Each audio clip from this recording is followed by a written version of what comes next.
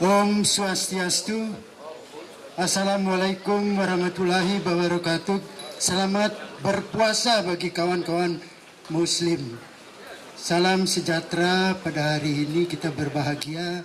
Saya sebetulnya kualat mendahului beliau, tapi itu perintah dari gubernur yang jadi, sementara saya gubernur yang kalah melawan Pak Brate. Jadi hari ini saya belum ada inspirasi. Sepertinya inspirasi saya selalu sebagai seorang dokter adalah penyakit-penyakit. Penyakit yang banyak saya singgung adalah penyakit Kali Yuga. Sudah beberapa kali saya singgung.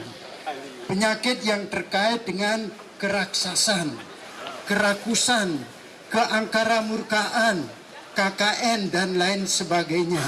Termasuk penyakit nyata, virus, HIV, penyakit-penyakit kelamin. Itu semuanya menghantui kita, termasuk yang terakhir, kaitan penyakit kelamin dengan narkoba. Kawan-kawan sekalian, saya hari ini baru mempunyai inspirasi penyakit psikoneuroimunologi. Tadi beliau mengatakan, kenapa masih kekar begini, Prof? Saya selalu katakan, kekar itu tergantung dari saraf kita yang untuk menguasai seluruh gerak tubuh kita. Kalau saraf di otak kita menyuruh kita bergerak pada kaki, kaki bergerak. Menyuruh mata melirik orang cantik, matanya melirik ke sana.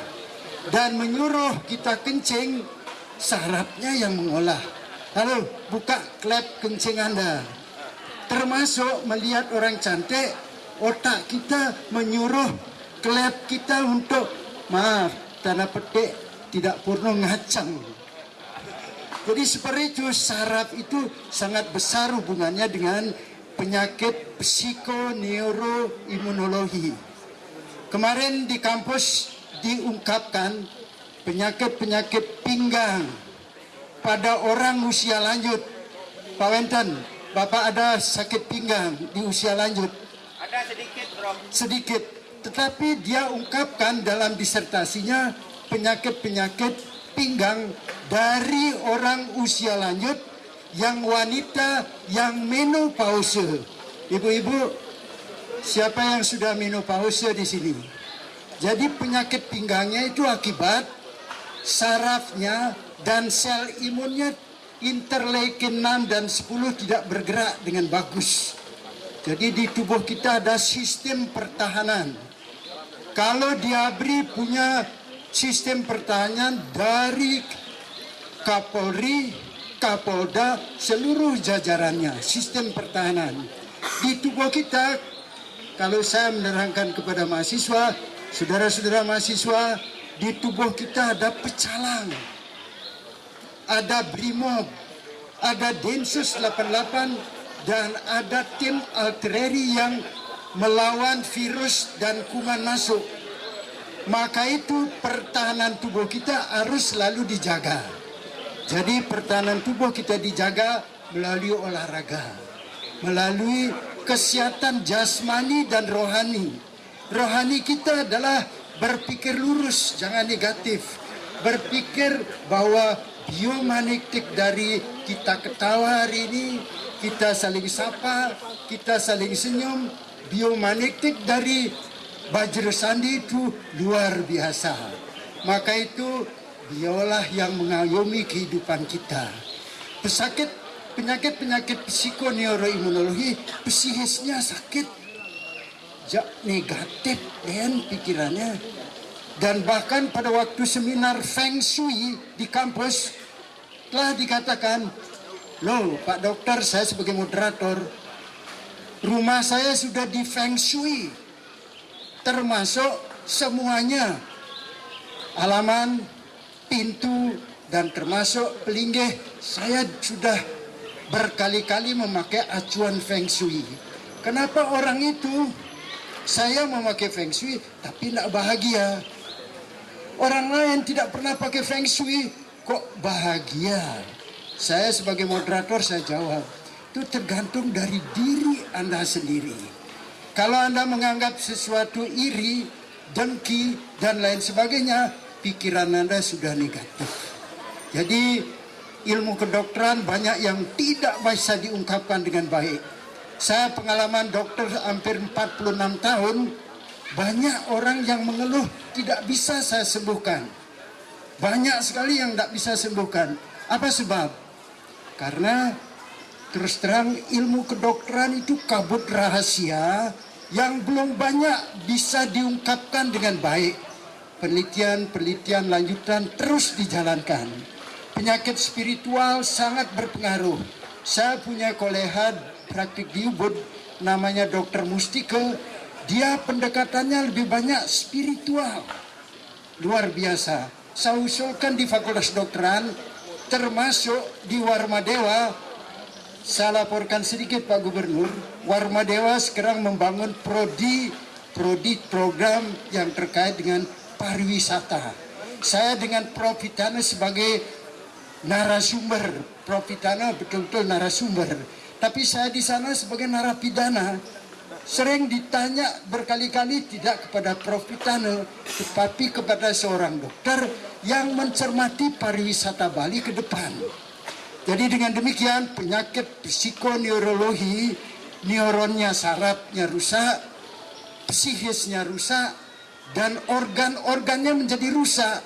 Maka itu saya mohon kawan-kawan sekalian, olahraga di sini rileks. Penyakit psikis dibuang, penyakit kali juga dibuang. Kita berpikir positif. Jadi kalau kita melihat sesuatu yang tidak baik, dibisiki saja. Jangan dengan emosi memarahinya. Jadi dengan demikian kawan-kawan sekalian, penyakit yang belum banyak diungkapkan adalah penyakit psikoneuroimunologi. Psikisnya rusak, neuron sarafnya rusak. Pak Wenten, saraf ke arah sananya sudah rusak.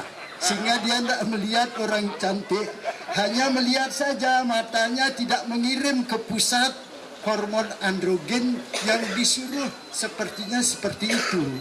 Jadi kawan-kawan sekalian, saya tidak mau berpanjang lebar. Intinya ilmu kedokteran banyak rahasia, tak bisa diungkapkan sekaligus. Setapak demi setapak harus diungkapkan oleh peneliti-peneliti berikutnya.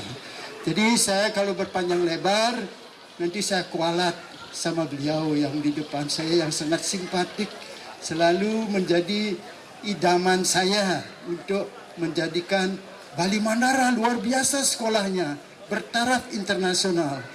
Itu jalan tol tiap kali saya lewat, apalagi malam, wah ini karya beliau.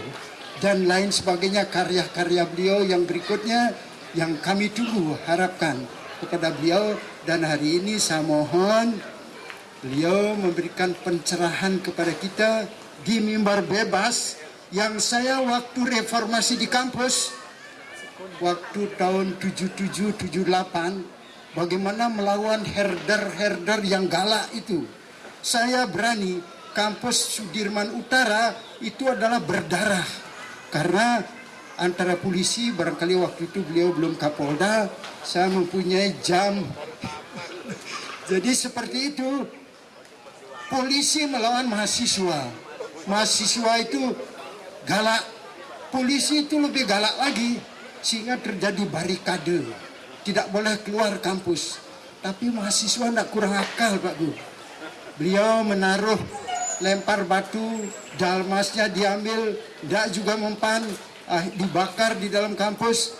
Mimbar bebasnya berteriak-teriak melawan herder-herder yang galak itu Pak. Dan akhirnya terjadilah akal bulus dari mahasiswa. Mahasiswi yang sembakonya gede-gede Pak, ditaruh di depan, didorong-dorong. Sehingga polisi kewalahan Pak. Bagaimana ini besok muncul di koran bahwa polisi mengambil sembakonya mahasiswi kita.